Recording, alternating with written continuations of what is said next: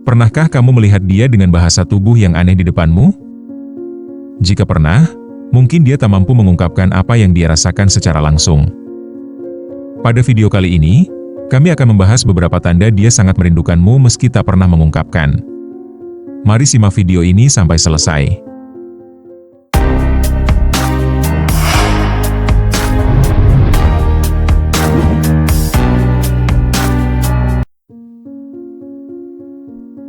Kerinduan merupakan emosi yang tak selalu hadir dalam bentuk kata-kata. Kerinduan bisa dalam bentuk diam, samar, bahkan tersembunyi di balik sikap yang tampak biasa saja. Dalam dunia psikologi, kerinduan termasuk dalam kategori afeksi mendalam, yakni perasaan yang muncul dari keterikatan emosional dan kebutuhan akan koneksi. Namun, tidak semua orang mampu mengungkapkan rasa rindu secara langsung. Ada yang memilih diam, menahan, atau menyampaikan lewat cara-cara yang tak kasat mata. Seringkali, kita merasa ada sesuatu yang berbeda dari seseorang yang pernah dekat dengan kita. Dia mungkin tak lagi menghubungi, tapi tetap muncul dalam hidup kita dengan cara yang tak terduga. Psikologi menyebut ini sebagai bentuk attachment behavior, yakni di mana seseorang tetap berusaha terhubung secara emosional meski secara fisik menjauh. Tanda-tanda ini bisa sangat halus, namun jika kita cukup peka, kita bisa memahami bahwa kerinduan itu nyata, meski tak pernah diucapkan. Berikut ini tanda-tanda seseorang sangat merindukanmu, meski dia tak pernah mengatakannya. Yang pertama, dia muncul di mimpi dan meninggalkan energi emosional. Meski terdengar mistis, mimpi bisa menjadi refleksi dari koneksi emosional yang kuat. Dalam psikologi analitik Carl Jung, mimpi adalah jendela bawah sadar.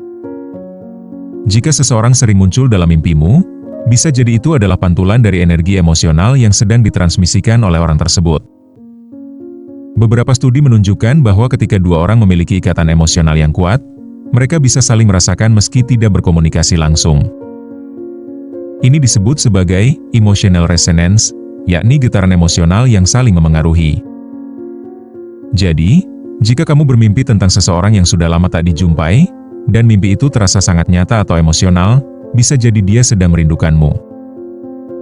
Contohnya, kamu bermimpi sedang berbicara dengannya, dan bangun dengan perasaan hangat atau sedih yang mendalam. Itu bukan mimpi biasa, tapi itu bisa jadi sinyal bahwa ada koneksi emosional yang belum selesai. Ingatlah, kadang jiwa berbicara lewat mimpi ketika kata-kata tak mampu menjangkau. Yang kedua, dia muncul di media sosial, tapi jarang interaksi langsung. Seseorang yang merindukanmu mungkin tidak berani mengirim pesan langsung, tetapi dia tetap ingin dekat denganmu. Salah satu caranya adalah dengan sering melihat story, menyukai unggahan lama, atau muncul di daftar penonton kontenmu secara konsisten. Dalam psikologi, ini disebut sebagai proximity seeking, yakni usaha untuk mendekat secara emosional tanpa kontak langsung. Contohnya, kamu mungkin menyadari bahwa dia selalu menjadi penonton pertama story Instagrammu, atau tiba-tiba menyukai foto lama yang sudah kamu unggah bulan lalu. Ini bukan kebetulan, tapi otak manusia yang merindukan seseorang akan mencari cara untuk tetap terhubung, meski hanya secara digital. Menurut psikolog John Bowie, manusia memiliki naluri untuk mencari kedekatan dengan orang yang mereka anggap penting. Ketika komunikasi langsung terasa terlalu berat atau berisiko, media sosial menjadi jembatan emosional. Jadi, jika dia terus muncul di ruang digitalmu, itu bisa jadi tanda bahwa kamu masih sangat berarti baginya. Yang ketiga, perubahan perilakunya yang tak biasa saat bertemu. Seseorang yang merindukanmu tapi menahan diri akan menunjukkan tanda-tanda ketegangan emosional saat bertemu. Dia mungkin terlihat gugup, terlalu banyak bicara, atau justru diam seribu bahasa. Ini adalah bentuk emotional suppression, yakni usaha untuk menahan emosi agar tidak terlihat. Psikologi sosial menjelaskan bahwa ketika seseorang berusaha menyembunyikan perasaan, tubuhnya akan menunjukkan tanda-tanda stres ringan. Misalnya, dia sering menyentuh wajah, menghindari kontak mata, atau tertawa berlebihan. Semua itu adalah mekanisme pertahanan untuk menutupi kerinduan yang mendalam.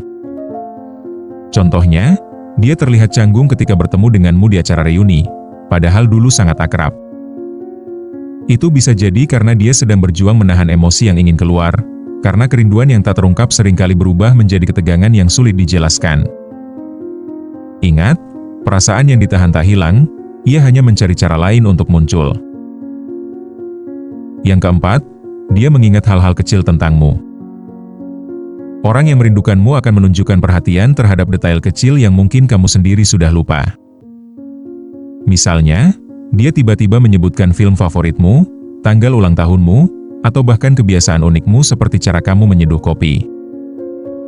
Ini adalah bentuk emotional imprint, yakni jejak emosional yang tertinggal dalam ingatan seseorang.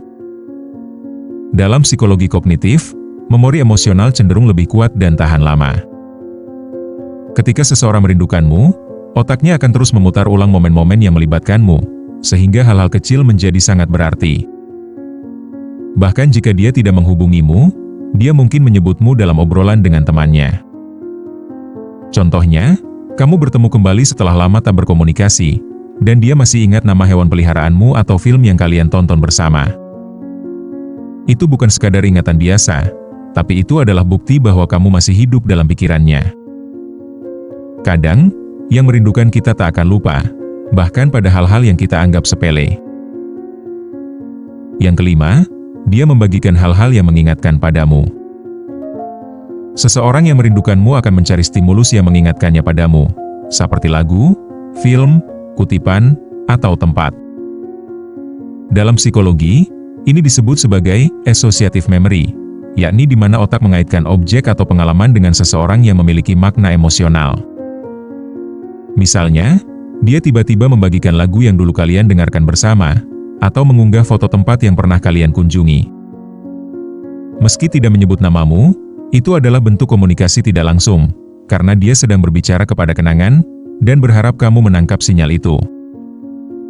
Dalam psikologi, ini adalah bentuk coping mechanism, yakni usaha untuk mengatasi kerinduan dengan cara yang tidak konfrontatif. Dia tidak ingin terlihat lemah atau terlalu terbuka, tapi tetap ingin kamu tahu bahwa kamu masih ada dalam pikirannya. Ingat, kerinduan kadang disampaikan lewat lagu, tempat, dan kenangan yang tak pernah pudar. Perlu diingat, kerinduan memang tak selalu hadir dalam bentuk pesan atau kata-kata. Tapi jika kamu cukup peka, kamu bisa menangkap sinyal-sinyal halus yang menunjukkan bahwa seseorang masih menyimpanmu dalam pikirannya. Jangan buru-buru menyimpulkan dari diamnya seseorang, karena bisa jadi, diamnya adalah bentuk rindu yang paling dalam. Semoga video tadi bisa bermanfaat untuk kalian semua. Jangan lupa like dan subscribe, serta share ke teman atau media sosial. Sampai jumpa di video berikutnya.